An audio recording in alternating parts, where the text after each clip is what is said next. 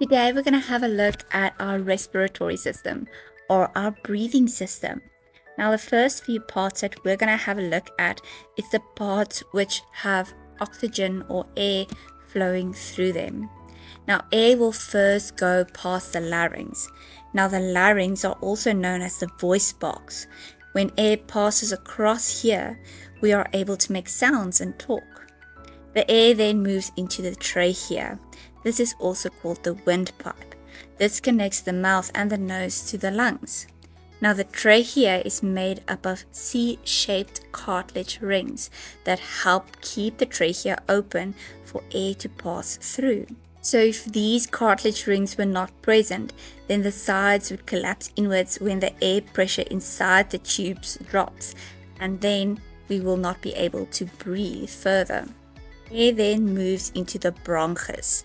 Now the bronchus are large tubes branching off the trachea with one bronchus for each lung. Now the bronchus also have cartilage rings, but these are not C-shaped like in the trachea. These are circle shaped. Now in this photomicrograph we can also see that the bronchus has ciliated epithelial cells. They also have goblet cells that can produce mucus. Now these two cells work together to get rid of debris and pathogens in the airways. Air then moves down into our bronchioli. So our bronchus splits to form smaller tubes, and these are called the bronchioles. They do not contain any cartilage rings, but they do contain ciliated epithelium, as we can see in this photomicrograph. Then of course our air moves down into these air-filled sacs called alveoles.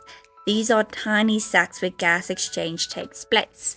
So this is where oxygen will diffuse through into our capillaries, and carbon dioxide will diffuse from our capillaries into our alveoles and then move back up our bronchioles, back up our bronchus, through our trachea, past our larynx, and that's when we breathe out the deoxygenated air. Now the bronchus, bronchioles, and alveoles are found inside of our lungs. Our lungs are also surrounded by two pleural membranes that are filled with pleural fluid. Now this fluid helps reduce friction in the lungs for when the lungs expand and reduce in volume. These are some of the protective tissues that we have in our lungs.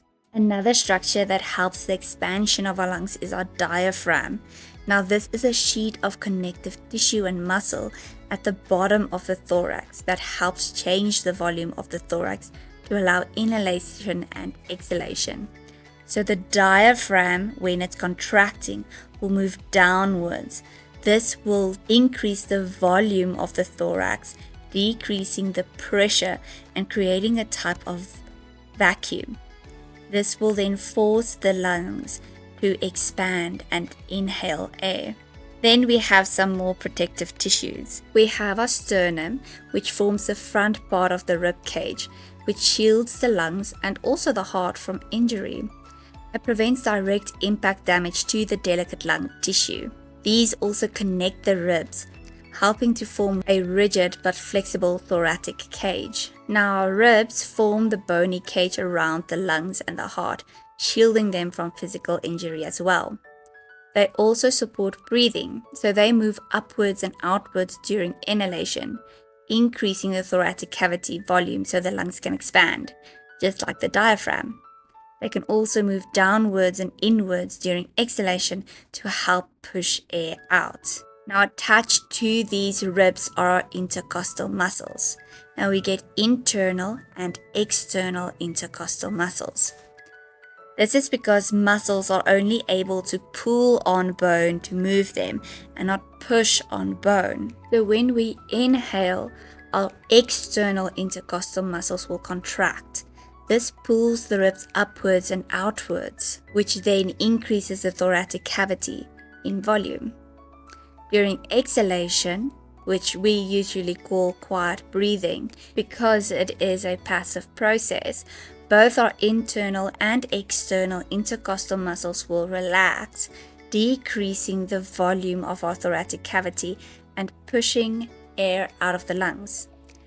Now, when we force exhalation, so trying to breathe out all the air in our lungs, this is when our internal intercostal muscles will contract, pulling the ribs even more downward and inward, decreasing the thoracic volume and forcing air out of our lungs.